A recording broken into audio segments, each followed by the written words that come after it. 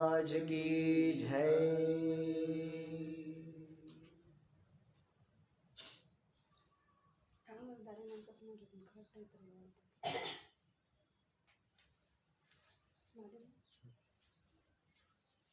परम पूज्य ಪ್ರಾತಸ್ಮರಣೀಯ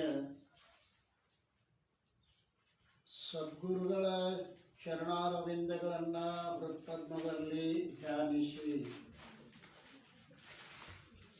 ಅದ್ವೈತ ಸಾರ್ವಭೌಮ ಜಗದ್ಗುರು ಸಿದ್ಧಾರೂಢರ ಬ್ರಹ್ಮವಿದ್ಯಾ ಸಂಪ್ರದಾಯ ಕರ್ತೃಗಳಾದ ಸಮಸ್ತ ಋಷಿ ಮುನಿ ಸಂತ ಶರಣರ ಚರಣಾರವಿಂದಗಳಲ್ಲಿ ಅಭಿವಂದಿಸಿ ಗ್ರಂಥಕರ್ತರಾದ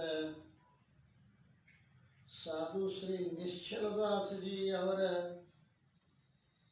ಪಾವನ ಪಾದಾರವಿಂದಗಳಲ್ಲಿ ಹಣೆ ಮನೆದು ಆತ್ಮೀಯರೇ,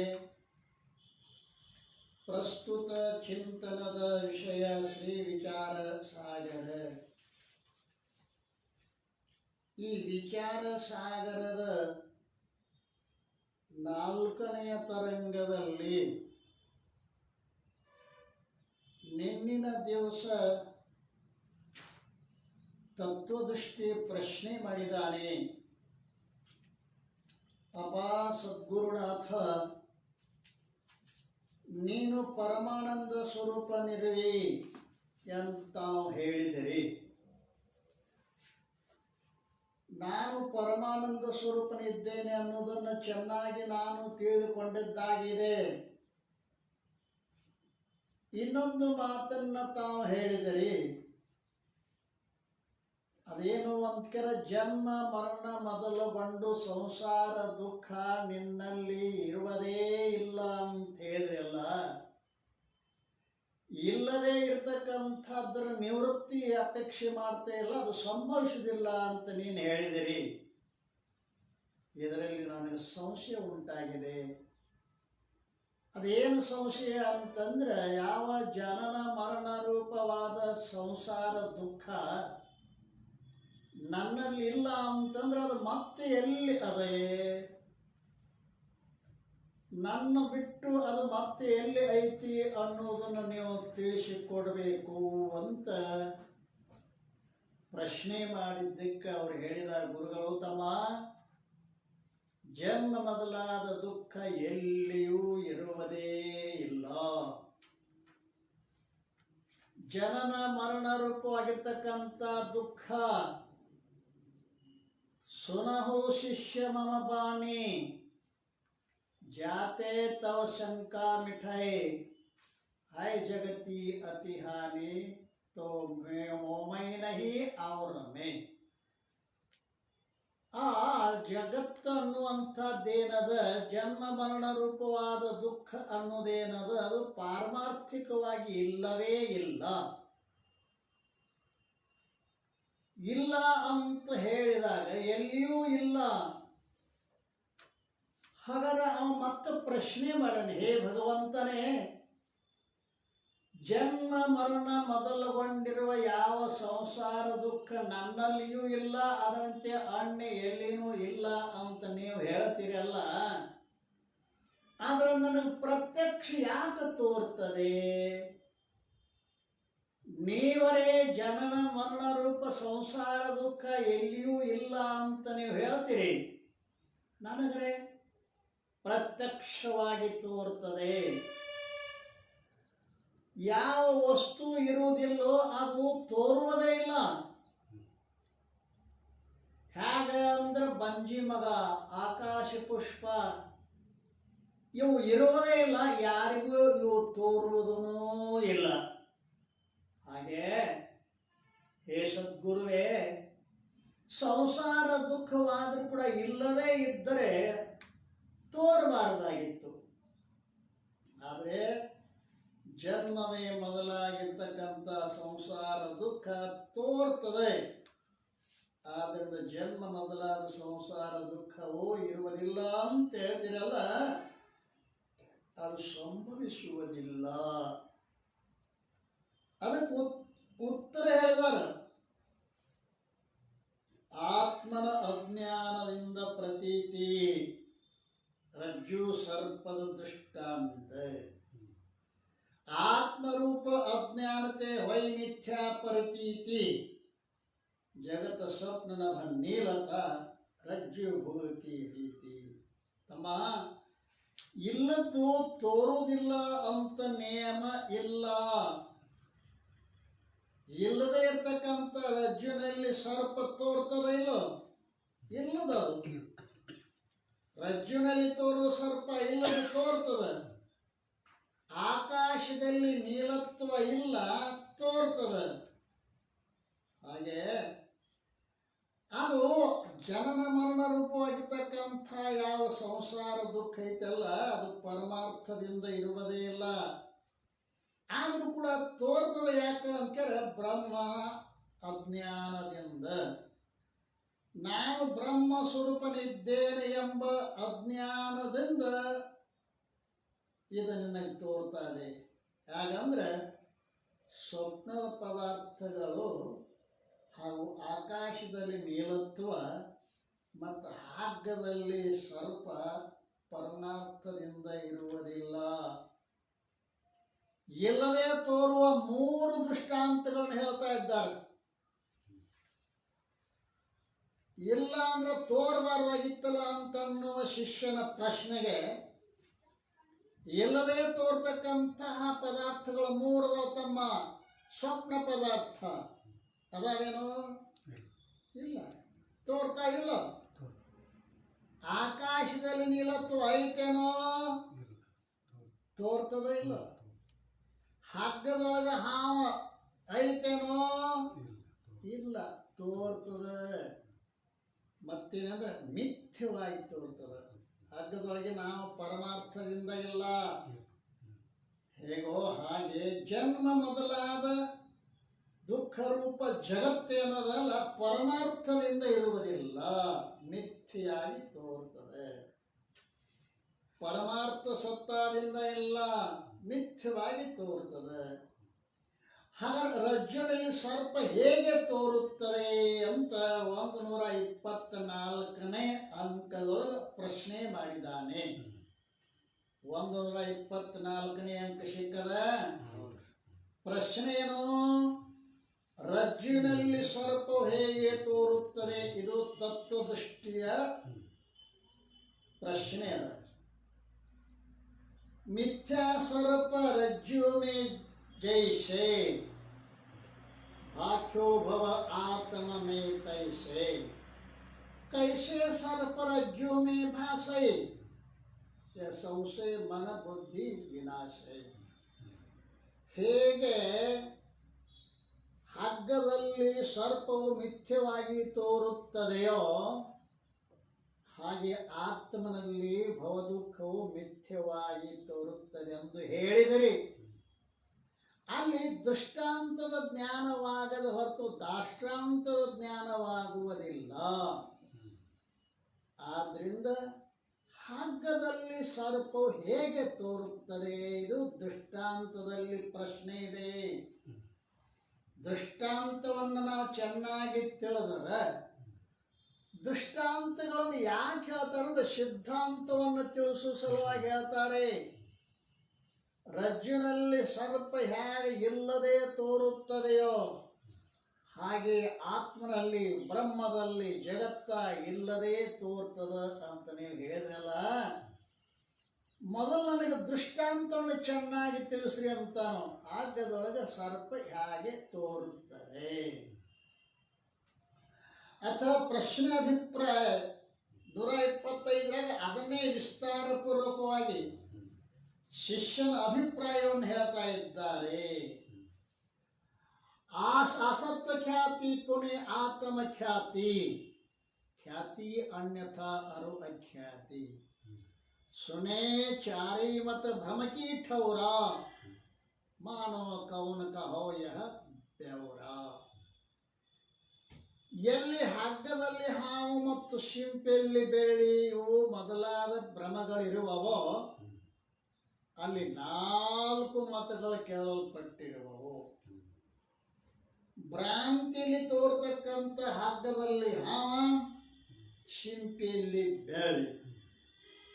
ಈ ದೃಷ್ಟಾಂತವನ್ನೇ ನಾವು ಚೆನ್ನಾಗಿ ತಿಳ್ಕೋಬೇಕಾಗ್ಯದ. ಅದರೊಳಗೆ 4 ಪ್ರಕಾರ ಮಂದಿ ಹೇಳ್ತಾ ಇದ್ದಾರೆ.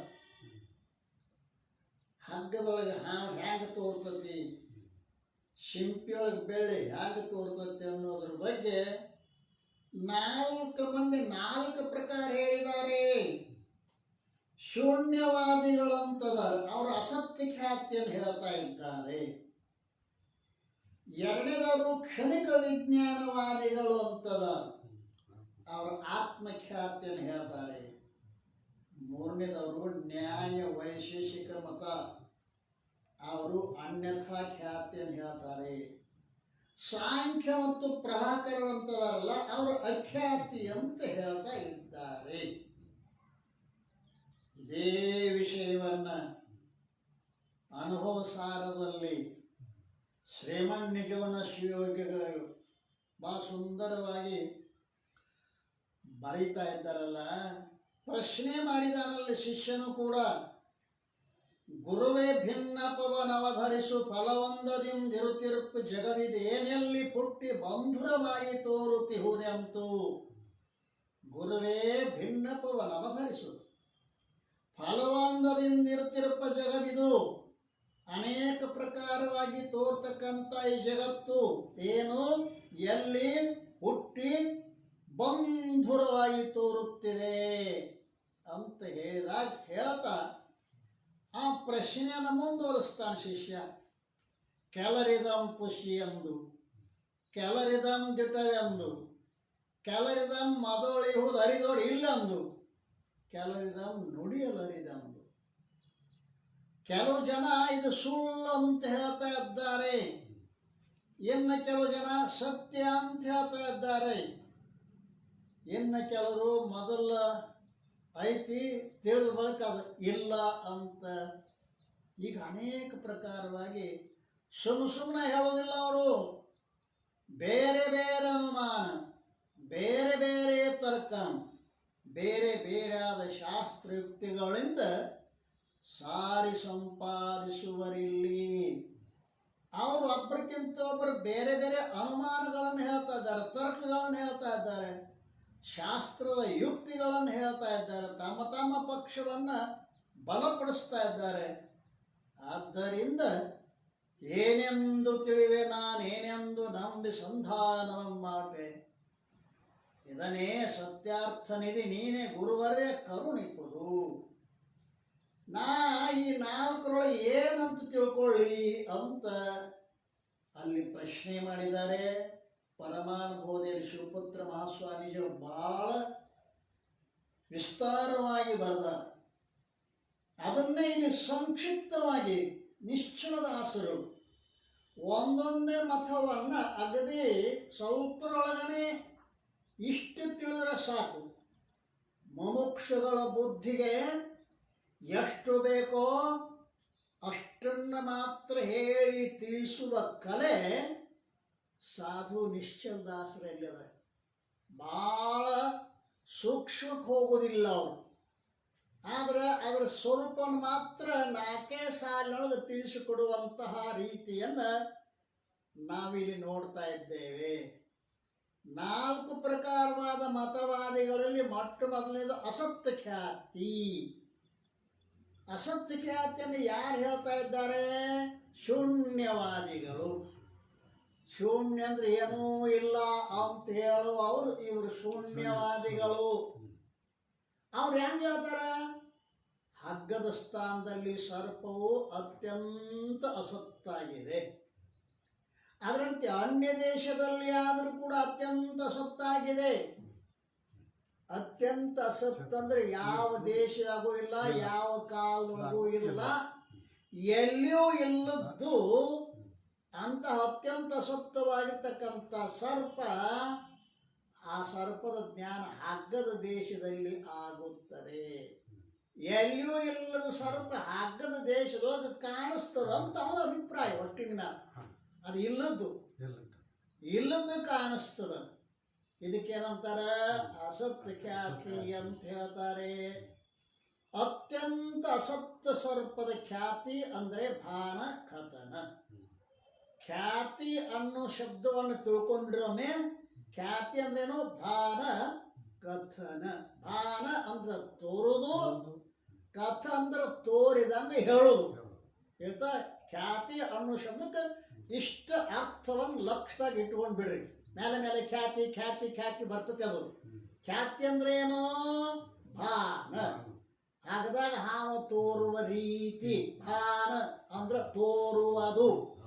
ಕಥನ ಅದು ತೋರಿದ ಹ್ಯಾಂಗ ತೋರ್ತತಿ ಅನ್ನೋದನ್ನ ಹೇಳುವುದಕ್ಕೆ ಕಥನ. ಖ್ಯಾತಿ ಅಂದ್ರೇನು? ಭಾನ ಕಥನ. ಹ್ಯಾಂಗ ತೋರ್ತತಿ ಅನ್ನೋದನ್ನ ಹೇಳುವುದಕ್ಕೆ ಖ್ಯಾತಿ ಅಂತ ಕರೀತಾರೆ. ಇವ ಏನು ಹೇಳ್ಯಾನ? ಅಸತ್ಯ ಖ್ಯಾತಿ. ಏನು ಹೇಳ ನೀವ? ಎಲ್ಲಿಯೂ ಇಲ್ಲದ ಸರ್ಪ ರಜ್ಜು ದೇಶದಾಗ ತೋರ್ತದ ಅಲ್ರಿ. ಅತ್ಯಂತ ಅಸತ್ತಾಗಿರ್ತಕ್ಕಂಥ ಸರ್ಪ ರಜ್ಜು ದೇಶದಾಗ ತೋರ್ತದ ಅಂತ ಹೇಳಿದ್ದಾರೆ. ಈ ಎಲ್ಲ ಖ್ಯಾತಿಗಳ ಬಗ್ಗೆ ಸತ್ಯ ಖ್ಯಾತಿಯ ವಿಷಯ ಪ್ರದರ್ಶನ ಪತ್ರಿಕೆ ಅಂತೇಳಿ ನಾವು ಶಿವಪುತ್ರ ಸ್ವಾಮಿಗಳು ಹೇಳ್ತಕ್ಕಂಥದ್ದನ್ನು ಇಲ್ಲಿ ಹಾಕಿಬಿಟ್ಟಿದ್ದೀವಿ. ಅವನ್ನೆಲ್ಲ ನೀವು ನೋಡ್ಕೋಬಹುದು. ಈಗ ನಾವು ಅಸತ್ಯ ಖ್ಯಾತಿಯನ್ನು ತಿಳ್ಕೊಂಡೀವಿ. ಅಸತ್ಯ ಖ್ಯಾತಿ ಅಂದ್ರೇನು? ಎಲ್ಲಿಯೂ ಇಲ್ಲದ ಸರ್ಪ ರಜ್ಜುನೊಳಗೆ ತೋರ್ತದ. ಇದಕ್ಕೇನಂತಾರ? ಅಸತ್ಯ ಖ್ಯಾತಿ. ಗಟ್ಟಿ ಎಲ್ಲಿಯೂ ಇಲ್ಲದ ಸರ್ಪ ಎಲ್ಲಿ ತೋರ್ತದ? ರಜ್ಜುನಲ್ಲಿ ತೋರ್ತದ. ಇದಕ್ಕೆ ಅಸತ್ಯ ಖ್ಯಾತಿ ಅಂತ ಕರೀತಾರೆ. ಇದು ಶೂನ್ಯವಾದಿಗಳು ಹೇಳುವ ಮತ. ಇನ್ನು ಆತ್ಮಖ್ಯಾತಿ ಅಂತ ಒಬ್ಬರದ. ಇವರು ಎಲ್ಲಿ ಹೇಳ್ತಾರೆ? ಯಾರು ಹೇಳೋರು? ವಿಜ್ಞಾನವಾದಿಗಳು. ವಿಜ್ಞಾನವಾದಿಗಳು ಅಂದ್ರೆ ಇವ್ರು ಏನು ಹೇಳ್ತಾರ? ಹಗ್ಗದಲ್ಲಿ ಆಗಲಿ ಅದರಂತೆ ಅನ್ಯ ದೇಶದಲ್ಲಿ ಆಗಲಿ ಬುದ್ಧಿಯ ಹೊರಗೆ ಎಲ್ಲಿಯೂ ಸರ್ಪ ಇರುವುದೇ ಇಲ್ಲ. ನೋಡಿ, ಹಗ್ಗದಾಗೂ ಇಲ್ಲ, ಮತ್ತೆಲ್ಲಿಯೂ ಹೊರಗಿಲ್ಲ. ಇಲ್ಲ, ಬುದ್ಧಿ ಬಿಟ್ಟು ಹೊರಗೆ ಎಲ್ಲೂ ಸರ್ಪ ಇಲ್ಲ. ಅಲ್ಲ, ಎಲ್ಲೂ ಇವೆ. ಎಲ್ಲ ಪದಾರ್ಥಗಳು ಬುದ್ಧಿಗಿಂತಲೂ ಭಿನ್ನವಿರುವುದಿಲ್ಲ. ಇವೊಂದೊಂದು ನೇಮ ಅದ. ನಾವು ಜಗತ್ತಿನಾಗ ಏನೇನು ನೋಡ್ತೀವಿ ಅವೆಲ್ಲ ಬುದ್ಧಿಗಿಂತ ಹೊರಗೆ ಇಲ್ಲವೇ ಇಲ್ಲ ಅಂತ ಒಂದು ಅಭಿಪ್ರಾಯ. ಎಲ್ಲ ಪದಾರ್ಥಗಳು ಬುದ್ಧಿಗಿಂತಲೂ ಭಿನ್ನವಾಗಿ ಇರುವುದಿಲ್ಲ. ಮತ್ತೇನಂದ್ರೆ ಎಲ್ಲ ಪದಾರ್ಥಗಳ ಆಕಾರವನ್ನು ಬುದ್ಧಿಯೇ ಧಾರಣ ಮಾಡುತ್ತದೆ. ಇಲ್ಲ, ನನ್ನ ಎದುರಿಗೆ ಒಂದು ವಾಚ್ ಅದ ತಿಳ್ಕೊರಿ. ಈ ವಾಚ್ ಹೊರಗಿಲ್ಲತಾನವ ಬುದ್ಧಿನ ವಾಚದ ಆಕಾರವಾಗಿ ತೋರಕತ್ತೈತಿ ನಿಮಗ. ಮತ್ ಬುದ್ಧಿ ಒಳಗತ್ತಿ ಹೊರಗೆ ಹಂಗೆ ತೋರ್ತೈತಿಪ್ಪ ಅಂತಂದ್ರೆ ಒಳಗಿನ ಬುದ್ಧಿ ಹೊರಗೆ ಬಂದು ತೋರ್ತದ. ಈ ವಿಜ್ಞಾನವಾದಿವ. ಅದಕ್ಕೇನಂತಾರ? ಎಲ್ಲ ಪದಾರ್ಥಗಳು ಬುದ್ಧಿಗಿಂತಲೂ ಭಿನ್ನವಾಗಿ ಇರುವುದಿಲ್ಲ. ಮತ್ತೇನೆಂದ್ರೆ ಎಲ್ಲ ಪದಾರ್ಥಗಳ ಆಕಾರ ಬುದ್ಧಿಯೇ ಧಾರಣ ಮಾಡುತ್ತದೆ. ಆ ಬುದ್ಧಿ ಹಂಗತಿ ಕ್ಷಣಿಕ ವಿಜ್ಞಾನ ರೂಪವಾಗಿರುತ್ತದೆ. ಆ ಬುದ್ಧಿ ಹೆಂಗದ? ಕ್ಷಣಿಕ ವಿಜ್ಞಾನ ರೂಪದ. ಕ್ಷಣಿಕ ವಿಜ್ಞಾನ ರೂಪ ಅಂದ್ರೇನು? ಕ್ಷಣ ಕ್ಷಣದಲ್ಲಿ ನಾಶ, ಕ್ಷಣ ಕ್ಷಣದಲ್ಲಿ ಉತ್ಪತ್ತಿ. ಕ್ಷಣ ಕ್ಷಣದ ಉತ್ಪತ್ತಿ ಆಗತ್ತೆ, ಕ್ಷಣ ಕ್ಷಣದಲ್ಲಿ ನಾಶ ಆಗತ್ತೆ. ಇಂತಹ ಯಾವ ವಿಜ್ಞಾನವಿರುವುದೋ ಅದುವೇ ಸರ್ಪರೂಪವಾಗಿ ತೋರುತ್ತದೆ.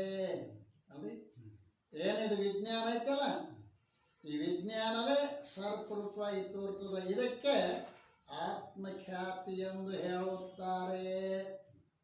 ಆತ್ಮ ಅಂದ್ರೆ ಕ್ಷಣಿಕ ವಿಜ್ಞಾನ ರೂಪ ಬುದ್ಧಿ. ಇವ್ರ ಮತದೊಳಗ ಆತ್ಮ ಅಂದ್ರೆ ಇವ್ರು ಎದಕ್ಕೆ ಆತಾರೆ? ಕ್ಷಣಿಕ ವಿಜ್ಞಾನ ರೂಪವಾದ ಬುದ್ಧಿಗೆ ಆತ್ಮ ಅಂತ ಕರೀತಾರೆ ಇವರು.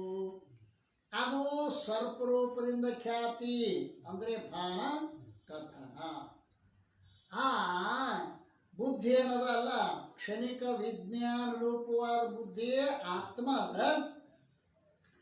ಅದುವೇ ಸರ್ಪರೂಪದಿಂದ ತೋರ್ತದ ಅಂತ ಹೇಳವ ಆತ್ಮಖ್ಯಾತಿ. ಇದು ಆತ್ಮಖ್ಯಾತಿ. ಯಾರಿವರು? ವಿಜ್ಞಾನವಾದಿಗಳು.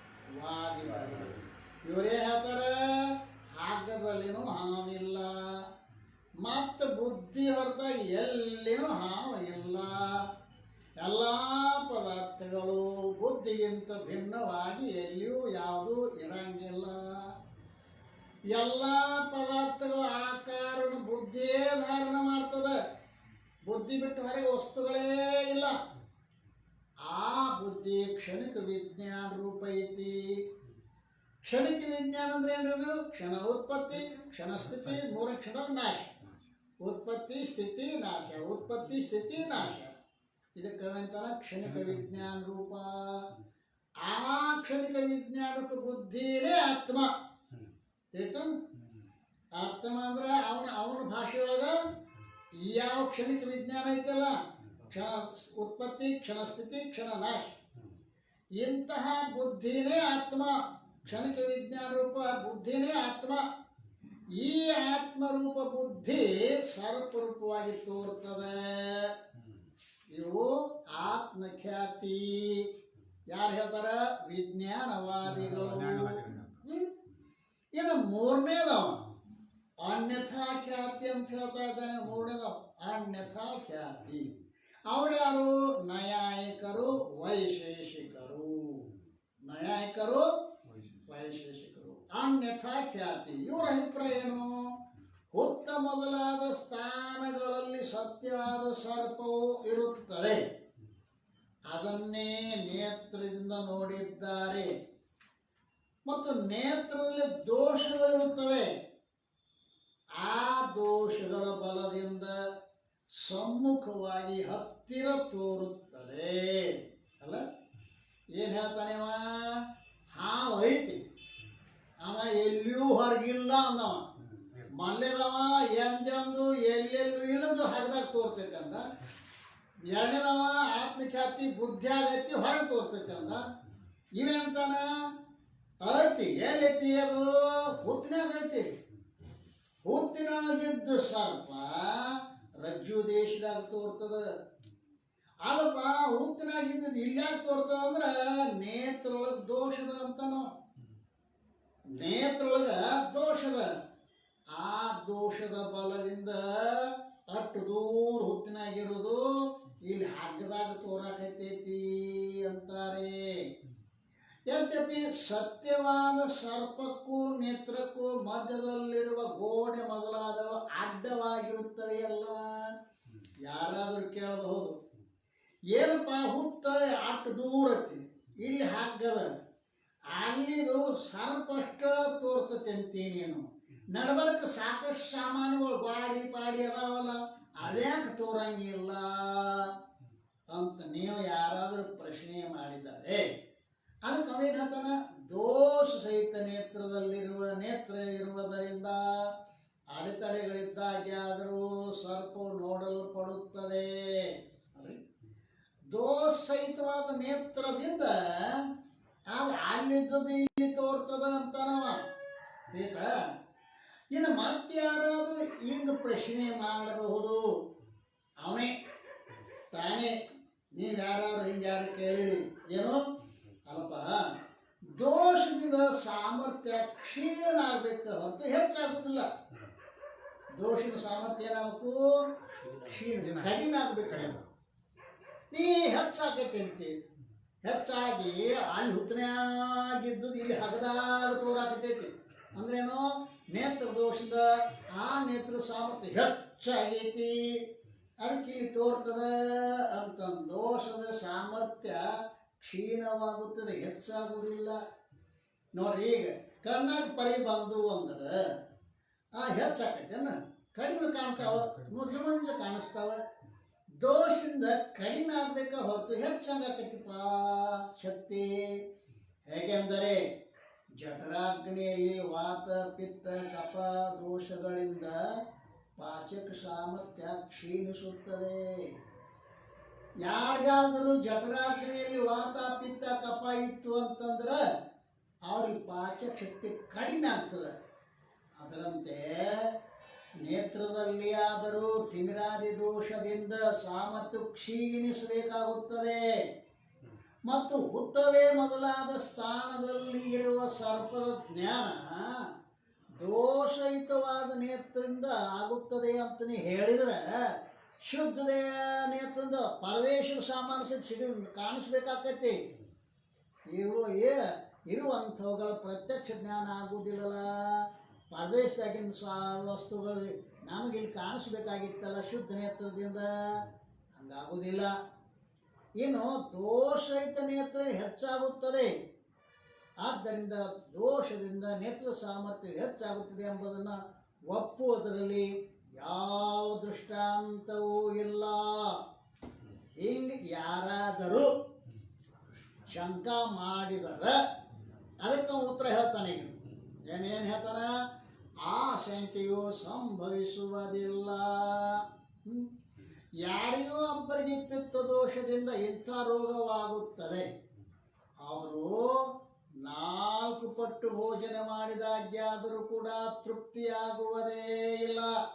ನೋಡ್ರಿ, ಅವೇನು ಹೇಳ್ತಾನ? ಅದನ್ನೇ ಹೇಳ್ತಾನ ಅವನು. ಏನ್ರಿ, ಪಿತ್ತ ದೋಷದ ಕಡಿಮೆ ಆಕೈತೆ ಹೇಳ್ತಾನ, ಪಿತ್ತ ದೋಷದಿಂದ ಹೆಚ್ಚಾಕೈತೆ ಅಂತ ಇವ ಹೇಳ್ತಾನ. ಅವರು 4 ಪಟ್ಟು ಭೋಜನ ಮಾಡಿದಾಗಲೂ ಕೂಡ ತೃಪ್ತಿ ಆಗೋದಿಲ್ಲ ಅಂದ್ರೆ ರೋಗದಿಂದ ಹೆಚ್ಚಾಕೈತಿ ಸಾಮರ್ಥ್ಯ.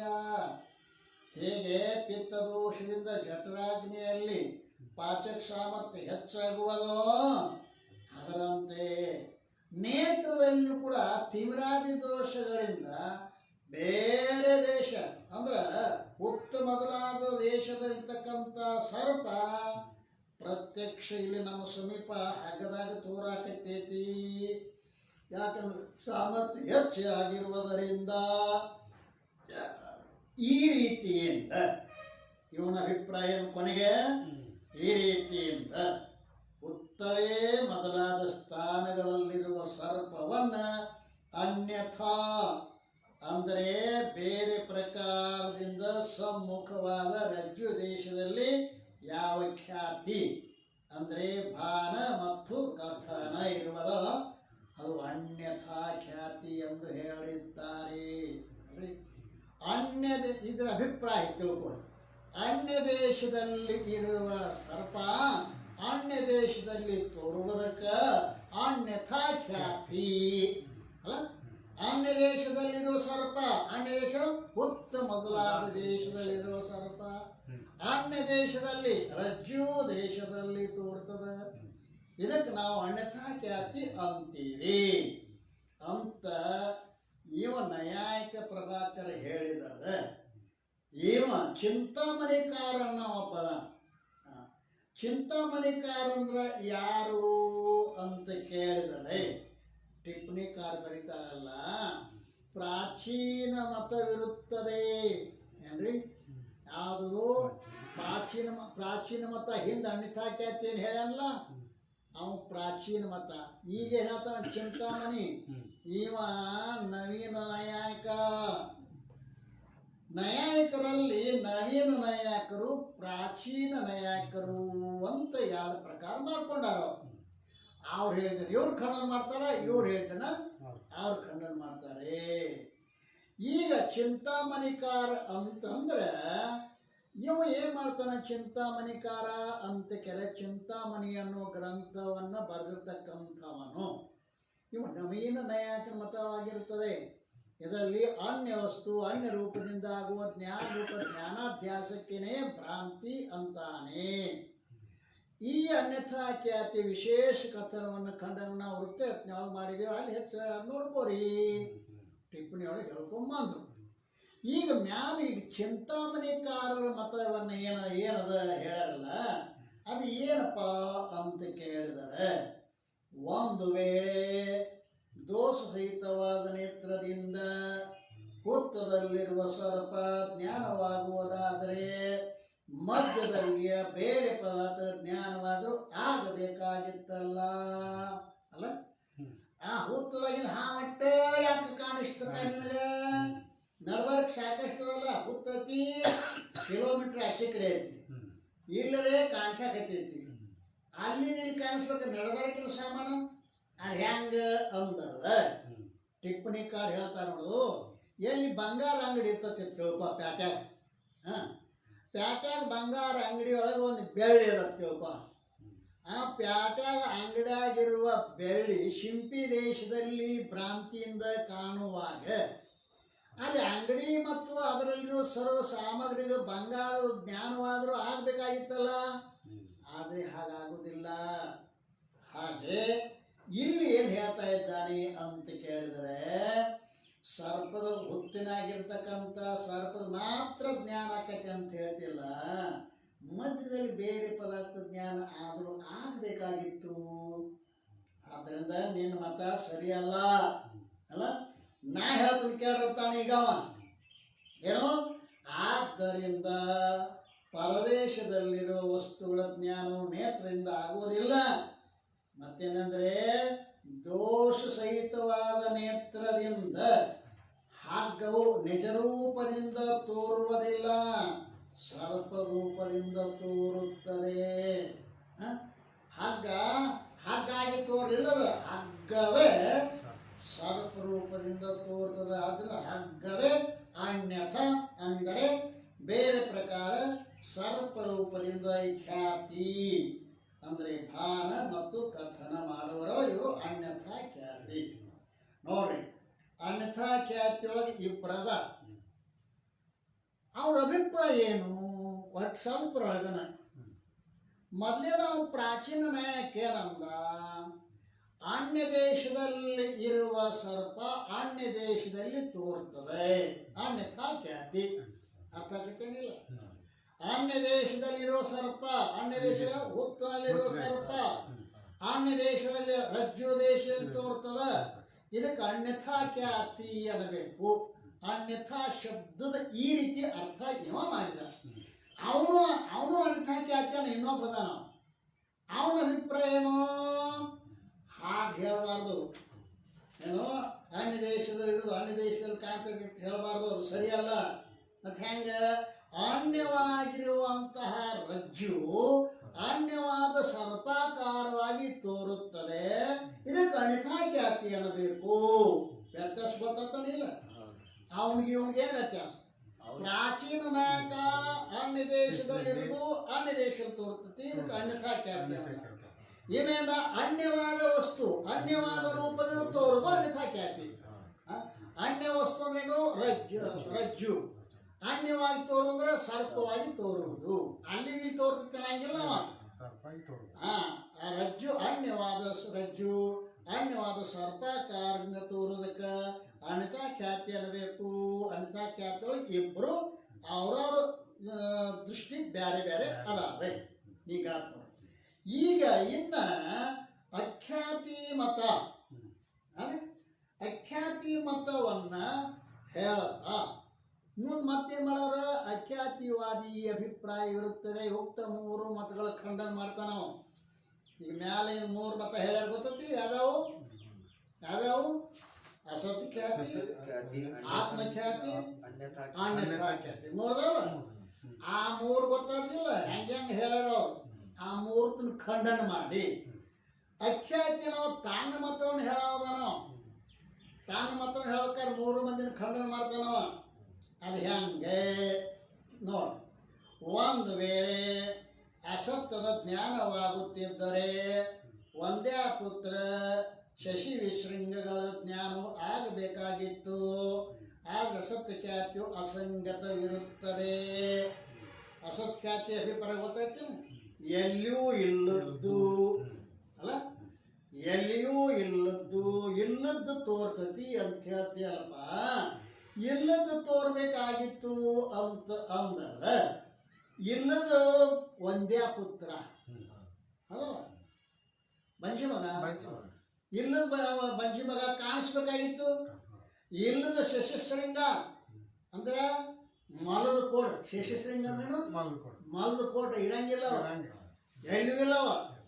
ಆ ಇಲ್ಲದ ಮಲದ ಕೋಟ ಕಾಣಬೇಕಾಗಿತ್ತು. ಇಲ್ಲದ ಸರ್ಪ ತೋರ್ತೈತೆ ಅಂತ ನೀ ಹೇಳ್ತೀಯಲ್ಲ, ಅತ್ಯಂತ ಅಸತ್ಯವಾದ ಸರ್ಪ ರಜ್ಜುವಿನಲ್ಲಿ ತೋರ್ತದ.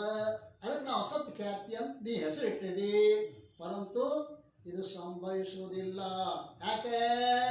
ಎಲ್ಲಿಯೂ ಇಲ್ಲದ ಒಂದು ವೇಳೆ ತೋರ್ತಿತ್ತು ಅಂದ್ರೆ ಎಲ್ಲಿ ಇಲ್ಲದ ಮಂಜು ಮಗ ಭೇಟಿ ಆಗಬೇಕಾಗಿತ್ತು, ಎಲ್ಲಿ ಇಲ್ಲದ ಮಲ್ಲ ಕೂಡ ಕಾಣಿಸ್ಬೇಕಾಗಿತ್ತು. ಆದ್ದರಿಂದ ಈ ಅಸತ್ಯ ಖ್ಯಾತಿ ಸರಿ ಅಲ್ಲ, ಖಂಡನ ಮಾಡಿದವನ ಅರ್ಥ ಆಗ್ತಿಲ್ಲ. ಇನ್ನು ಎರಡನೇದು ಕ್ಷಣಿಕ ವಿಜ್ಞಾನವಾದಿ. ಇವ ಏನು ಹೇಳ, ಬುದ್ಧಿ ಹೊರಗೆ ಯಾವ ವಸ್ತುಗಳು ಇಲ್ಲ ಅಂತ ಹೇಳಲಿಲ್ಲ. ಬುದ್ಧಿನೇ ಸರ್ಪಾಕಾರವಾಗಿ ತೋರುತ್ತದೆ. ಮತ್ತು ಆ ಬುದ್ಧಿ ಹಂಗತಿ ಶಿಕ್ಕೊಂಡ ನಾವು ಮಾತನಾಗ, ಆ ಬುದ್ಧಿ ಹಂಗತಿ ಕ್ಷಣ ಉತ್ಪತ್ತಿ, ಕ್ಷಣ ಸ್ಥಿತಿ, ಕ್ಷಣ ನಾಶ. ಮೂರನೇ ಕ್ಷಣದಾಗ ಅದು ಇಲ್ಲಂಗ ಇರುವಂಗಿಲ್ಲ. ಹೀಗೆ ಹೇಳೋಣವ. ಈಗ ಅದನ್ನು ಖಂಡನ ಮಾಡ್ತಾರ. ಏನಂತಾರ? ಕ್ಷಣಿಕ ವಿಜ್ಞಾನವೇ ಸರ್ಪಾದಿಗಳ ಆಕಾರವಾಗುವುದಾದರೆ ಕ್ಷಣ ಮಾತ್ರ ತೋರ್ಬೇಕಾಗಿತ್ತು, ಅಧಿಕ ಕಾಲದವರೆಗೆ ಸ್ಥಿರವಾಗಿ ಜ್ಞಾನ ಆಗಬಾರದಾಗಿತ್ತು. ಆದ್ರೆ ಆತ್ಮಖ್ಯಾತಿಯು ಅಸಂಗತವಿರುತ್ತದೆ. ಅಡ್ಡ ಮಾತಿನ ಖಂಡನ. ವಿಜ್ಞಾನವಾದಿಗಳೇಂತರ ಬುದ್ಧಿನೇ ಸರ್ಪಾಕಾರವಾಗಿ ತೋರ್ತದ ಅಂತಾನ. ಆ ಬುದ್ಧಿ ಹಂಗದ? ಕ್ಷಣಿಕದ. ಕ್ಷಣಿಕ ವಿಜ್ಞಾನಕ್ಕೆ ಆತ್ಮ ಅಂದ ನಾವು. ಆ ಬುದ್ಧಿಗೆನ ಆತ್ಮ ಅಂದ ನಾವು. ಅದೇಂಗಾರ ಕ್ಷಣ ಸ್ಥಿತಿ, ಕ್ಷಣ ಉತ್ಪತ್ತಿ, ಕ್ಷಣ ಸ್ಥಿತಿ, ಮೂರನೇ ಕ್ಷಣದ ನಾಶ. ಹಾಗಾಗಿತ್ತಂದ್ರೆ ಅವನು ಒಂದು ಕ್ಷಣನ ತೋರ್ಬೇಕಾಗಿತ್ತು. ಬೆಳಕ ತರುತಕ್ಕ ತಾಸು 2 ತಾಸು ಕಾಣಿಸತ್ತೈತಿ ಹಂಗ. ಬೆಳಕ ಇಂದು ತರುವಲ್ಕ ನಾಳೆ ತರುವಲ್ಕ ಬೆಳಕ ತರು ತನಕ ಅದು ಕಾಣಿಸತೈತೆ. ಅದು ನೀನು ಬುದ್ಧಿನೇ ಕ್ಷಣಿಕ ವಿಜ್ಞಾನ ರೂಪದ ಬುದ್ಧಿನೇ ಸರ್ಪಕಾರ ಹಾಕಿ ತೋರ್ತಿತ್ತು ಅಂತಂದ್ರೆ ಒಂದೇ ಕ್ಷಣ ತೋರ್ಬೇಕಾಗಿತ್ತು, ಭಾಳ ಹೊತ್ತು ತೋರ್ತದ. ಆದ್ದರಿಂದ ಆತ್ಮಖ್ಯಾತಿ ಇದು ಅಸಂಗತ ಐತಿ. ತೆಗೆದು ಹಾಕಿದ ಅರ್ಥದ ಏನು ಅನ್ಯಥಾ ಖ್ಯಾತಿ. ಈ ಅನ್ಯಥಾ ಖ್ಯಾತಿ ಅವನು ಮೊದಲನೇದವಂತೂ ಖಂಡನ ಮಾಡ್ಯಾನಲ್ಲ ಅಲ್ಲ. ಅನ್ಯಥಾ ಖ್ಯಾತಿ ಮೊದಲನೇ ರೀತಿಯನ್ನು ಚಿಂತಾಮಣಿ ಏನು ಮಾಡ್ಯಾನ? ಖಂಡನ ಮಾಡ್ಯಾನ ಅಲ್ರಿ. ಅನ್ಯ ದೇಶದಲ್ಲಿರುವ ಸರ್ಪ ಅನ್ಯವಾದ ರಜ್ಜು ದೇಶದಲ್ಲಿ ತೋರ್ತೈತಿ ಅನ್ನೋದು ಅನ್ಯಥಾ ಖ್ಯಾತಿ ಮೊದಲಿದವಂದಿದು. ಇದನ್ನು ಖಂಡನ ಮಾಡ್ಯಾನ. ಅನ್ಯವಾದ ಸರ್ಪ ಅನ್ಯವಾದ ರಜ್ಜುವಿನಂತೆ ತೋರ್ತದ ಅಂತೀವ್ ತನ್ನ ಚಿಂತಾಮಣಿಕಾರ. ಎರಡು ವ್ಯತ್ಯಾಸ ಗೊತ್ತತಿ. ಅವ್ರದ್ದು ಪ್ರಾಚೀನ ನಾಯಕನ ಖಂಡನ ಮಾಡಿದ, ನವೀನ ನಾಯಕ ಏನು ಹೇಳ? ಅನ್ಯವಾದ ರಜ್ಜು ಅನ್ಯವಾದ ಸರ್ಪದಂತೆ ತೋರ್ತದ. ಹೀಗೆ ನಾವ ಇವನೊಬ್ಬನ ಖಂಡನ ಮಾಡಿದ್ರೆ ಮುಗಿತಲ್ಲ. ಈಗ ಚಿಂತಾಮಣಿಕಾರರ ಮತದಿಂದ ದೋಷವೇ ಆಗಿರುತ್ತದೆ. ಅದರಂತೆ ಚಿಂತಾಮಣಿಕಾರ ರೀತಿಯಾದರೂ ಅನಿತಾ ಖ್ಯಾತಿ ಮತ ಅಸಂಗತವಿರುತ್ತದೆ. ಮೊದಲನೇದನ್ನು ಚಿಂತಾಮಣಿಕಾರ ಖಂಡನ ಮಾಡ್ಯಾನ. ಅವನ ದೃಷ್ಟಿಯಾಗ ಅದು ಏನದ ಅಂತ ಅಸಂಗತದ. ಈಗ ಚಿಂತಾಮಣಿದು ಕೂಡ ಅಸಂಗತದ. ಅದು ಹೆಂಗಪ್ಪ ಅಂದರೆ ನೇಯದ ಅನುಸಾರವಾಗಿ ಜ್ಞಾನವಿರುತ್ತದೆ. ಒಂದು ನೇಮದ ಹಂಗಿರುತ್ತೆ, ಹಂಗ ಜ್ಞಾನ ಇರ್ಬೇಕಂತ ನೇಮದ ಅಲ್ರಿ. ನೇಯ ಅಂದ್ರೆ ಕಾಣಿಸುವ ವಸ್ತು, ಅದರ ಜ್ಞಾನ ಅದು ಹೆಂಗೈತಿ ಹಂಗ ಜ್ಞಾನ ಆಗ್ಬೇಕಂತ ನೇಮದ. ಇವ ಹೇಳ್ತಾನ ನೇಯವು ಹಗ್ಗ ಮತ್ತು ಹಾವಿನ ಜ್ಞಾನ. ನೇಯ ಹಗ್ಗತಿ, ಜ್ಞಾನ ಹಾವಿನತಿ. ನೇಮ ಅಲ್ಲಿದು ಜಗತ್ನಾಗ ನೇಮಂತಿ ವಸ್ತು ಹೆಂಗೈತಿ ಹಂಗ ಜ್ಞಾನ ಆಗ್ಬೇಕಂತ ನೇಮದ. ನೀ ಹೇಳ್ತಿ ನೀ ಹಗ್ಗತಿ ಜ್ಞಾನ ಹಾವಿಂದ ಆಕತಿ ಅಂತೆಲ್ಲ ಎಂದು ಹೇಳುವುದು ಅತ್ಯಂತ ವಿರುದ್ಧವಾಗಿರುತ್ತದೆ. ಆದ್ದರಿಂದ ಈ ರೀತಿ ಒಪ್ಪುದು ಯೋಗ್ಯವಿರುತ್ತದೆ. ನಾನು ಹೇಳ್ತಾನೆ ಕೇಳ್ತ ನಾವು.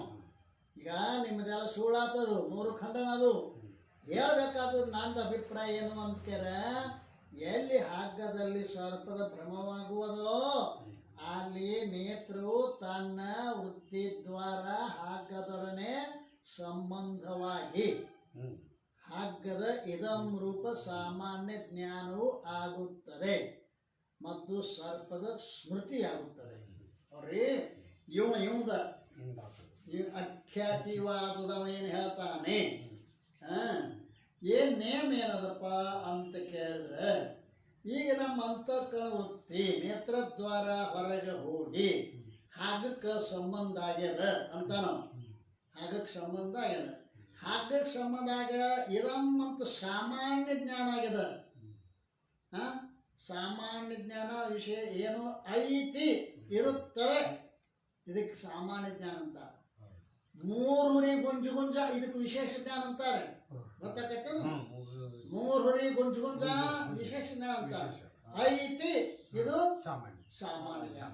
ಈಗ ಅವ್ನಿಗೆ ಏನೈತಿ, ಇರುತ್ತದೆ ಅನ್ನೋ ಸಾಮಾನ್ಯ ಜ್ಞಾನ ಆಗ್ಯದ, ವಿಶೇಷ ಜ್ಞಾನ ಆಗಿಲ್ಲ. ಅದಕ್ಕೆ ಅವ್ನು ಹೇಳ್ತಾನ, ಇಲ್ಲಿ ಇದು ಸರ್ಪವಿರುತ್ತದೆ, ಇದರಲ್ಲಿ ಎರಡು ಜ್ಞಾನಗಳು ಅದಾವೆ ಅಂತಾನೆ. ಖ್ಯಾತಿವಾದವ ಅಂತಾನ, ಇದು ಸರ್ಪವಿರುತ್ತದೆ ಅನ್ನುವಾಗ ಎರಡು ಜ್ಞಾನಗಳು ಅವು ಯಾವ್ಯಾವಪ್ಪ? ಇದು ಎಂಬ ಅಂಶವು ಹಗ್ಗದ ಸಾಮಾನ್ಯ ಪ್ರತ್ಯಕ್ಷ ಜ್ಞಾನವಿರುತ್ತದೆ. ಇದು ಅಂತ ಮೊದಲು ಜ್ಞಾನ ಆಗೈತಲ್ಲ, ಏನು ಅಂತ ಗೊತ್ತಾಗಿಲ್ಲ, ಇದು ಅಂತ ಜ್ಞಾನ ಆಗೈತಿ. ಇದು ಹಗ್ಗದ ಸಾಮಾನ್ಯ ಪ್ರತ್ಯಕ್ಷ ಜ್ಞಾನದ. ಎರಡನೇದು ಸರ್ಪವಿರುತ್ತದೆ, ಹೀಗೆ ಸರ್ಪದ ಸ್ಮೃತಿ ರೂಪ ಜ್ಞಾನವಿರುತ್ತದೆ. ಅಂದ್ರೇನು? ಒಂದು ಪ್ರತ್ಯಕ್ಷ ಜ್ಞಾನತೆ, ಇನ್ನೊಂದು ಸ್ಮೃತಿ ಜ್ಞಾನತೆ ಅಂತ. ನಾವು ಪ್ರತ್ಯಕ್ಷ ಜ್ಞಾನ ಒಂದು, ಸ್ಮೃತಿ ಜ್ಞಾನ. ಪ್ರತ್ಯಕ್ಷ ಜ್ಞಾನ ಎದುರದು ಹಗ್ಗದ್ದು, ಇದು ಅನ್ನೋದು ಐತಿ ಅನ್ನೋದು. ಸ್ಮೃತಿ ಜ್ಞಾನ ಅದು ಹಿಂದೆ ನೋಡಿ ಸರ್ಪ, ಹಿಂದೆ ನೋಡಿ ಸರ್ಪ ಜ್ಞಾನ, ಇದು ಸ್ಮೃತಿ ಜ್ಞಾನ.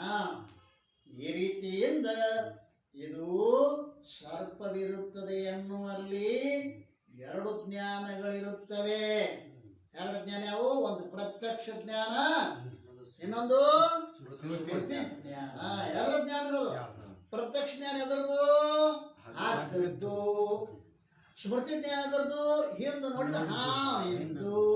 ಯಾರಾದ್ರೂ ಇದು ಸರ್ಪವಿರುತ್ತದೆ, ಇದು ಒಂದು ಭಾಗ, ಸರ್ಪವಿರುತ್ತದೆ ಒಂದು ಭಾಗ. ಇದು ಅನ್ನೋದು ಹಗ್ಗದ ಸಾಮಾನ್ಯ ಪ್ರತ್ಯಕ್ಷ ಜ್ಞಾನ. ಸರ್ಪವಿರುತ್ತದೆ ಅನ್ನೋದು ಹಿಂದೆ ನೋಡಿದ ಸರ್ಪದ ಸ್ಮೃತಿ ಜ್ಞಾನ. ನೆನಪಾಗೈತಿ ಅಂತ ನಾವ. ಈ ರೀತಿಯಿಂದ ಇದು ಸರ್ಪವಿರುತ್ತದೆ ಅನ್ನುವಲ್ಲಿ ಎರಡು ಜ್ಞಾನಗಳಿರುತ್ತವೆ. ಆದರೆ ಭಯ ದೋಷವು ಪ್ರಮಾತನಲ್ಲಿಯೂ ತಿಮಿರ ದೋಷವು ಪ್ರಮಾಣದಲ್ಲಿಯೂ ಇದ್ದು ಅವುಗಳ ಬಲದಿಂದ ಪುರುಷನಿಗೆ ನನಗೆ ಎರಡು ಜ್ಞಾನಗಳಾಗಿವೆ ಎಂಬ ವಿವೇಕ ಇರುವುದಿಲ್ಲ. ಅಲ್ಲ, ಅವಾಗ ಎರಡು ಜ್ಞಾನರೇ ಆಗ್ಯಾವ. ಒಂದು ಪ್ರತ್ಯಕ್ಷ ಜ್ಞಾನ ಐತಿ, ಒಂದು ಸ್ಮೃತಿ ಜ್ಞಾನ ಐತಿ. ಪರಂತು ನನಗೆ ಎರಡು ಜ್ಞಾನ ಆಗ್ಯಾವ ಅನ್ನೋದು ವಿವೇಕ ಇಲ್ಲ. ಯಾಕಿಲ್ಲ? ಭಯ. ಪ್ರಮಾತನಲ್ಲಿ ಭಯ ದೋಷದ, ತಿಮಿರ ದೋಷ, ಕತ್ತಲಿ ಮಂದಗತ್ತಲೆ ದೋಷ ಅಂದದ. ಈ ಎರಡು ದೋಷ ಪ್ರಮಾತನಲ್ಲಿ ಯಾವ ದೋಷದ? ಭಯದ. ಆ ಭಯ ಒಂದು, ಕತ್ತಲೆ ತಿಮಿರ ದೋಷ ಒಂದು. ಪ್ರಮಾಣದಲ್ಲಿ ತಿಮಿರ ದೋಷ, ಪ್ರಮಾತನಲ್ಲಿ ಭಯ ದೋಷ. ಅದಲ್ಲ, ಪ್ರಮಾತ ಮತ್ತು ಪ್ರಮಾಣ. ಪ್ರಮಾಣ ಅಂದ್ರೆ ನೇತ್ರವೇ ಪ್ರಮಾಣ. ಆ ನೇತ್ರದಲ್ಲಿ ಏನದ? ತಿಮಿರ ಅದ, ಕತ್ತಲೆ ಅದ. ಮತ್ತು ಪ್ರಮಾತನಲ್ಲೇ ಭಯ ಅದ. ಇವೆರಡು ದೋಷಗಳಿಂದ ನನಗೆ ಎರಡು ಜ್ಞಾನ ಆಗ್ಯಾವ ಅನ್ನೋದು ತಿಳಿಯಂಗಿಲ್ಲ ಅವಾಗ. ಈ ವಿವೇಕ ಆಗಂಗಿಲ್ಲ. ಎರಡು ಜ್ಞಾನ ಎರಡು ಕೂಡ್ಕೊಂಡಾವೀಗ. ಆಗುವುದಿಲ್ಲ. ಮತ್ತು ಇದು ಎಂಬ ಅಂಶ ಹಗ್ಗದ ಸಾಮಾನ್ಯ ಜ್ಞಾನ ಯಥಾರ್ಥದ. ಇದು ಅನ್ನೋದು ಏನ ಸರ್ಪದ ರಜ್ಜುಂದೇನ ಇದಮ್ಮಂತೇನು ಜ್ಞಾನ ಆಗೈತಲ್ಲ, ಅದು ಯಥಾರ್ಥದ, ಅದು ಸುಳ್ಳಾಗುವುದಿಲ್ಲ. ಅಲ್ಲ, ಯಾಕೆ ಯಥಾರ್ಥತೆ ಯಾಕತಾನ? ಇದು ಸರ್ಪವಿರುತ್ತದೆ ಅನ್ನುವಾಗ ಇದು ಅದರ ಜೊತೆನೂ ತೋರ್ತತಿ, ಇದು ಹಗ್ಗವಿರುತ್ತದೆ ಅನ್ನುವಾಗ ಅದರ ಜೊತೆ ಎರಡು ಕಡೆ ತೋರ್ತತಿ. ಅದಕ್ಕೆ ಯಥಾರ್ಥದ, ಅದು ಸುಳ್ಳಾಗುದಿಲ್ಲ. ಅದು ಸರ್ಪನು ಸುಳ್ಳಾಕತಿ, ಇದು ಅನ್ನೋದು ಸುಳ್ಳಾಗಂಗಿಲ್ಲ. ಅರ್ಥ ಆಕತ್ತೇನ? ಆದ್ದರಿಂದ ಇದು ಯಥಾರ್ಥದ ಅಂತ ನಾವ ಹೇಳ್ತ ಇದು ಎಂಬ ಅಂಶ ಹಾಗದ ಸಾಮಾನ್ಯ ಯಥಾರ್ಥ ಜ್ಞಾನದ ಮತ್ತು ಪೂರ್ವದಲ್ಲಿ ನೋಡಲ್ಪಟ್ಟ ಸರ್ಪದ ಸ್ಮೃತಿ ಜ್ಞಾನವದು ಯಥಾರ್ಥವೇ ಇರುತ್ತದೆ. ಸ್ಮೃತಿಯೊಳಗ ಎರಡು ಪ್ರಕಾರ, ಯಥಾರ್ಥ ಸ್ಮೃತಿ, ಅಯಥಾರ್ಥ ಸ್ಮೃತಿ ಅಂತ ಹೇಳಿ. ಯಥಾರ್ಥ ಸ್ಮೃತಿ ಯಥಾರ್ಥ ವಸ್ತುವನ್ನು ನೋಡಿ ನೆನಪಾತು ಅಂದ್ರೆ ಅದಕ್ಕೆ ಯಥಾರ್ಥ ಸ್ಮೃತಿ ಅಂತಾರೆ. ಅಯಥಾರ್ಥವಾದ ವಸ್ತುವನ್ನು ನೋಡಿ ಸ್ಮೃತಿ ಆತಂದ್ರೆ ಅದಕ್ಕೆ ಅಯಥಾರ್ಥ ಸ್ಮೃತಿ ಅಂತ ಕರೀತಾರೆ. ಸತ್ಯವಾದ ಸರ್ಪವನ್ನು ನೋಡಿದ್ದ ಅಲ್ರಿ, ಈಗ ಅದರ ನೆನಪಾತು ಅಲ್ರಿ, ಈ ಸ್ಮೃತಿದು ಯಥಾರ್ಥ ಸ್ಮೃತಿ ಐತಿ ಅಲ್ಲ, ಯಥಾರ್ಥ ಸ್ಮೃತಿ ಐತಿ. ಹಾವಿನಂತನೇ ಯಾವುದೋ ಒಂದು ವಸ್ತು ನೋಡಿದ್ದ, ಹಾವಲ್ಲ ಹಾವಿನಂತೆ ಯಾವುದೋ ಒಂದು ವಸ್ತು ನೋಡಿದ್ದ, ಅದು ನೆನಪಾಗೈತಿ. ಈಗ ಇದ್ಯಾವ ಸ್ಮೃತಿದು? ಅಯಥಾರ್ಥ ಸ್ಮೃತಿ. ಹೀಗೆ ಸ್ಮೃತಿ ಒಳಗೆ ಎರಡು ಅದಾವ. ಇಲ್ಲಿ ಎರಡು ಜ್ಞಾನ ಯಥಾರ್ಥನದಾವ ಅಂತಾನೋ. ಎರಡು ಜ್ಞಾನ ಯಾವುದು? ಸಾಮಾನ್ಯ ಪ್ರತ್ಯಕ್ಷ ಜ್ಞಾನ ಅದು ಯಥಾರ್ಥ ಐತಿ, ಸ್ಮೃತಿ ಜ್ಞಾನ ಅದು ಯಥಾರ್ಥ ಐತಿ. ಯಾಕ? ಯಥಾರ್ಥವಾಗಿರ್ತಕ್ಕಂಥ ವಸ್ತುವಿನ ಅನುಭವದಿಂದ ಏನು ಸ್ಮೃತಿ ಆಗೈತಲ್ಲ ಅದಕ್ಕೆ ನಾವು ಯಥಾರ್ಥ ಸ್ಮೃತಿ ಅಂತೀವಿ. ಹೇಳ್ತಾ ಆದ್ದರಿಂದ ಇವೆರಡು ಯಥಾರ್ಥದಾವೆ. ಸ್ಮೃತಿ ಜ್ಞಾನ ಆದರೂ ಯಥಾರ್ಥವೇ ಇರ್ತದೆ, ಆದಾಗ್ಯಾದರೂ ಇಲ್ಲಿ ಏನೈತಿ? ನನಗೆ ಎರಡು ಜ್ಞಾನಗಳಾಗಿರುವೆ, ಇವುಗಳಲ್ಲಿ ಹಗ್ಗದ ಸಾಮಾನ್ಯ ಪ್ರತ್ಯಕ್ಷ ಜ್ಞಾನವಿರುತ್ತದೆ ಮತ್ತು ಸ್ವಲ್ಪ ಸ್ಮೃತಿ ಜ್ಞಾನವಿರುತ್ತದೆ ಎಂಬ ವಿವೇಕವೂ ಇರುವುದಿಲ್ಲ. ಇಲ್ಲಿ ತೆಪ್ಪದ ಏನು ಅಂತ ಕೇಳ, ಈ ಪುರುಷನಿಗೆ ನನಗೆ ಎರಡು ಜ್ಞಾನ ಆಗ್ಯಾವನ್ನು ವಿವೇಕ ಇಲ್ಲ ನೋಡಿ ಅಲ್ರಿ. ಎರಡು ಯಥಾರ್ಥನ ಅದಾವೆ. ಹಗ್ಗದ ಸಾಮಾನ್ಯ ಜ್ಞಾನವೂ ಯಥಾರ್ಥದ, ಹಾವಿನ ಸ್ಮೃತಿ ಜ್ಞಾನವೂ ಯಥಾರ್ಥದ. ಆದರೆ ಫರಕ್ ಏನಾಗ್ಯದ ಅಂತ ನನಗೆ ಎರಡು ಜ್ಞಾನ ಆಗ್ಯಾವೆ ಅನ್ನೋ ಕಲ್ಪನಾ ಮನುಷ್ಯಾಗ ಇಲ್ಲ. ಹಗ್ಗದು ಸಾಮಾನ್ಯ ಜ್ಞಾನ ಆಗೈತಿ, ಹಾವಿಂದು ಸ್ಮೃತಿ ಜ್ಞಾನ ಆಗೈತಿ ಅಂತ ಎರಡು ಜ್ಞಾನ ಆಗ್ಯಾವನ್ನು ವಿವೇಕ ಇಲ್ಲಲ್ಲ. ಆ ಎರಡು ಜ್ಞಾನಗಳ ಅವಿವೇಕಕ್ಕೆ ಸಾಂಖ್ಯ ಪ್ರಭಾಕರ ಮತದಲ್ಲಿ ಭ್ರಮವೆಂದು ಹೇಳುತ್ತಾರೆ. ಇವು ಭ್ರಮದ ಲಕ್ಷಣ ಏನಿವುದು? ಎರಡು ಜ್ಞಾನಗಳ ಅವಿವೇಕವೇ ಭ್ರಮ. ನಿಮ್ಗೆ ಎರಡು ಜ್ಞಾನ ಆಗ್ಯಾವಿಲ್ಲ, ವಿವೇಕ ಐತೆ. ನನಗೆ ಎರಡು ಜ್ಞಾನ ಆಗ್ಯಾವತ್ತ ಇಲ್ಲ, ಎರಡು ಕೂಡಿಸಿಕೊಂಡ ನೀವ. ಒಂದು ಯಥಾರ್ಥ ಒಂದು ಸ್ಮೃತಿ ಎರಡು ಕೂಡಿಸಿಕೊಂಡ. ಅದಕ್ಕೆ ವಿವೇಕ ಇಲ್ಲ ಅವಂಗ, ಬೇರೆ ಬೇರೆ ವಿವೇಕ ಇಲ್ಲ. ಈ ಅವಿವೇಕನ ಭ್ರಮ ಅಂತನವ ಏನ್ರಿ. ಸಾಂಖ್ಯ ಪ್ರಭಾಕರರು ಇವ್ರು ಹೇಳ್ತಾರ ಅಂತಿಕ್ಯಾರ, ಈ ಅವಿವೇಕವೇ ಭ್ರಮ ಅಂತ ಕರೀತಾರೆ. ಈ ಎರಡು ಜ್ಞಾನಗಳ ಅವಿವೇಕಕ್ಕೆ ಸಾಂಖ್ಯ ಪ್ರಭಾಕರ ಮತದಲ್ಲಿ ಭ್ರಮ ಎಂದು ಹೇಳಿದ್ದಾರೆ. ಇದೇ ರೀತಿಯನ್ನ ಭ್ರಮಸ್ಥಳದಲ್ಲಿ ತಿಳಿದುಕೊಳ್ಳಬೇಕು. ಈ ರೀತಿಯಾಗಿ ನೀವು ಎಲ್ಲ ಭ್ರಮಸ್ಥಳದಲ್ಲಿ ಈ ಸಾಂಖ್ಯ ಮತದ ಅಭಿಪ್ರಾಯ ತಿಳ್ಕೋರಿ. ಇಲ್ಲಿ ತಕ ಎಷ್ಟು ಮತ ಹೇಳಂಗಾತು? ನಾಲ್ಕು. ಒಂದೊಂದು ಯಾವ ಮೊದಲೇದು ಯಾವುದು? ಅಸತ್ ಖ್ಯಾತಿ. ಅಸತ್ ಖ್ಯಾತಿ ಮೊದಲೇದು ಯಾವ ಹೇಳನು? ಶೂನ್ಯವಾದಿ. ಯಾವ ಹೇಳನು? ಏನಂತ ಹೇಳನು?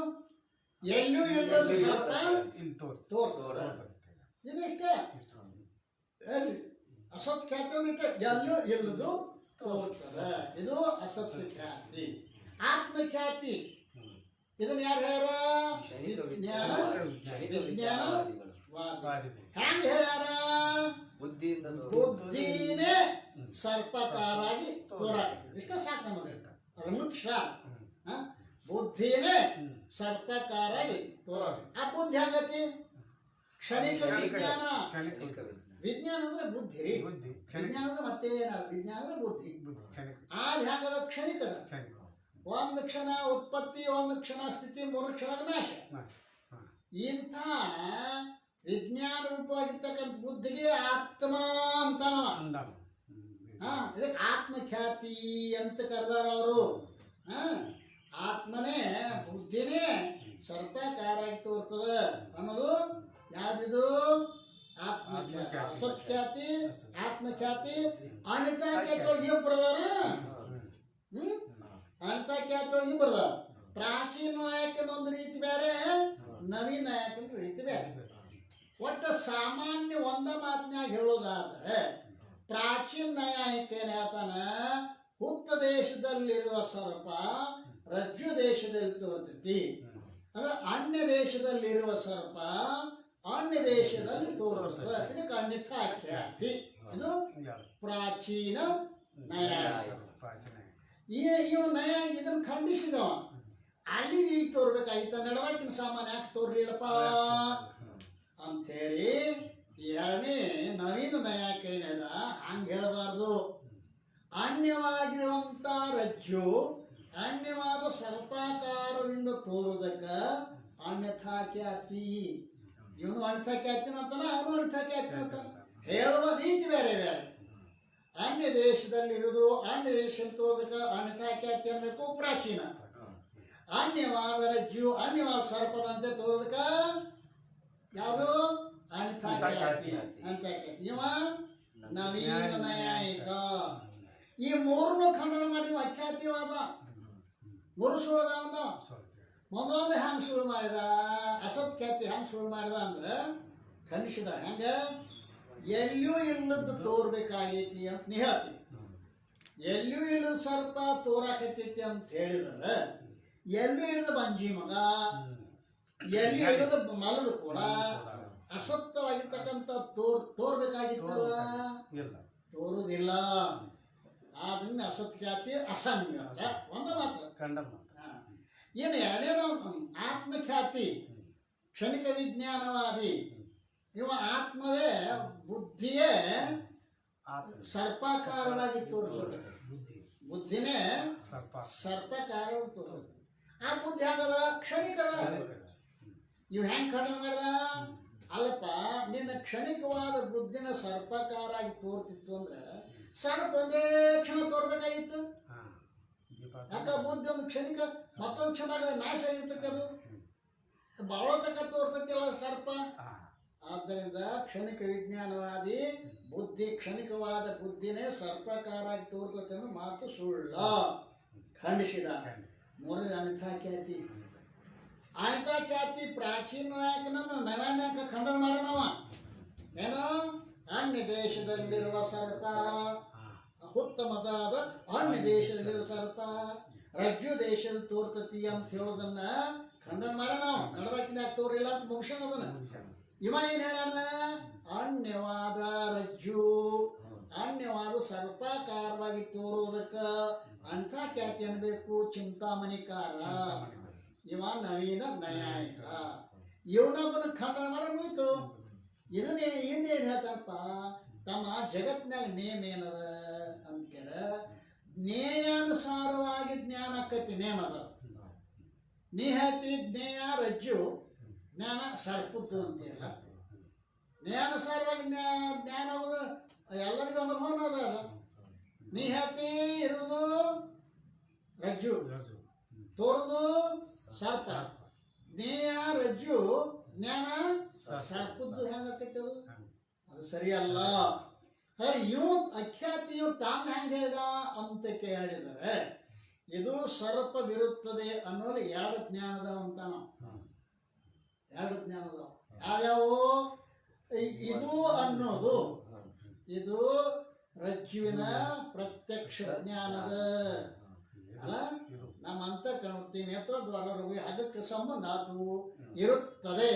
ಇದು ಅಂತ ಸಾಮಾನ್ಯ ಜ್ಞಾನ ಆತು. ಇದು ರಜ್ಜುವಿನ ಸಾಮಾನ್ಯ ಪ್ರತ್ಯಕ್ಷ ಜ್ಞಾನ. ಎರಡನೇದು ಹಿಂದೆ ನೋಡಿದ ಸರ್ಪದ ಸ್ಮೃತಿ ಆತು.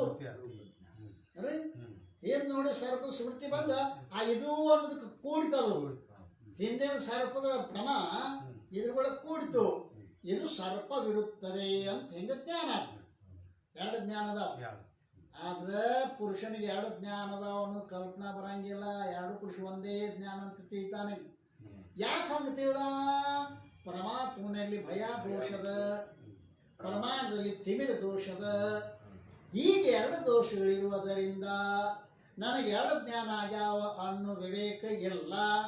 ಈ ಎರಡು ಜ್ಞಾನಗಳ ಅವಿವೇಕಕ್ಕೇನೆ ಏನಂತ ನಾವ ಸಾಂಖ್ಯ ಮುಕ್ತದವ ಭ್ರಮ ಅಂತಾನೆ. ಎರಡು ಜ್ಞಾನಗಳ ಅವಿವೇಕವೇ ಭ್ರಮ. ಇವ್ಗೆ ಎರಡು ಜ್ಞಾನ ಆಗ್ಯಾವ, ನನಗೆ ಎರಡು ಜ್ಞಾನ ಆಗ್ಯಾವ ಅನ್ನೋ ವಿವೇಕ ಇಲ್ಲ. ಈ ಅವಿವೇಕವೇ ಭ್ರಮ ಅದ ಅಂಥೇಳಿ ಎರಡು ಜ್ಞಾನಗಳ ಅವಿವೇಕಕ್ಕೆ ಸಾಂಖ್ಯ ಪ್ರಭಾಕರ ಮತದಲ್ಲಿ ಭ್ರಮವೆಂದು ಹೇಳಿದ್ದಾರೆ.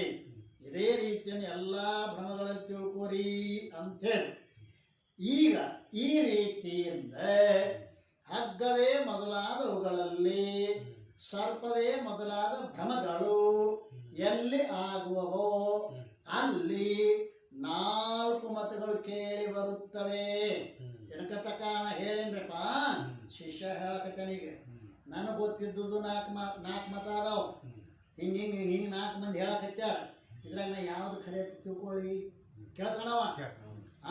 ಏನು ಅಸತ್ ಖ್ಯಾತಿ ಖರೆ ತಿಳ್ಕೊಳ್ಳೋ, ಏನೋ ಆತ್ಮಖ್ಯಾತಿ ಖರೆ ಅಂತ ತಿಳ್ಕೊಳ್ಳೋ, ಅಹಿತ ಖ್ಯಾತಿ ಖರೆ ಅಂತ ತಿಳ್ಕೊಳ್ಳೋ, ಏನು ಸಾಂಖ್ಯ ಪ್ರಭಾಕರ್ ಹೇಳೋದು ಅಖ್ಯಾತಿ ಅದನ್ನ ಖರೆ ಅಂತ ತಿಳ್ಕೊಳ್ಳೋ ಕೇಳ್ತಾ ಇದ್ದಾನೆ. ಈ ರೀತಿಯಿಂದ ಹಗ್ಗವೇ ಮೊದಲಾದವುಗಳಲ್ಲಿ ಸರ್ಪವೇ ಮೊದಲಾದ ಭ್ರಮಗಳು ಎಲ್ಲಿ ಆಗುವವೋ ಅಲ್ಲಿ ನಾನು 4 ಮತಗಳನ್ನು ಕೇಳಿರುತ್ತೇನೆ. ಅವುಗಳಲ್ಲಿ ಉತ್ತಮವಾದ ಮತ ಯಾವುದಿರುವುದು, ಯೋಗ್ಯ ಮತ ಯಾವುದು ಹೇಳಿ, ಅದನ್ನೇ ನಾನು ತಿಳಿದುಕೊಳ್ಳುತ್ತೇನೆ ಅಂತ ಈ ಪ್ರಕಾರ ಇರ್ತಕ್ಕ ಶಿಷ್ಯನ ಪ್ರಶ್ನೆ ಇದು. ದೃಷ್ಟಾಂತ ಪ್ರಶ್ನೆ ಮಾಡೋಣ ಗೊತ್ತು. ದೃಷ್ಟಾಂತ ತಿಳಿದ್ರೆ ಸಿದ್ಧಾಂತ ತಿಳಿದ. ಈಗ ನಮ್ಗೆ 4 ಮಂದಿ 4 ಪ್ರಕಾರ ದೃಷ್ಟಾಂತಗಳನ್ನ ಕೇಳ್ಕೊಂಬಂದನಿ. ಇದ್ರಾಗ ಯಾಕೆ 4 ಯಾವ್ದು ಖರೆ ಐತಿಪ್ಪ ಅಂತ ಕೇಳಿದರೆ ಮುಂದಿನ ವಿಷಯವನ್ನ ನಾಳಿನ ದಿವಸ ಚಿಂತನೆ ಮಾಡೋಣ. ಸದ್ಗುರುನಾಥ ಮಹಾರಾಜ ಕಿ ಜೈ.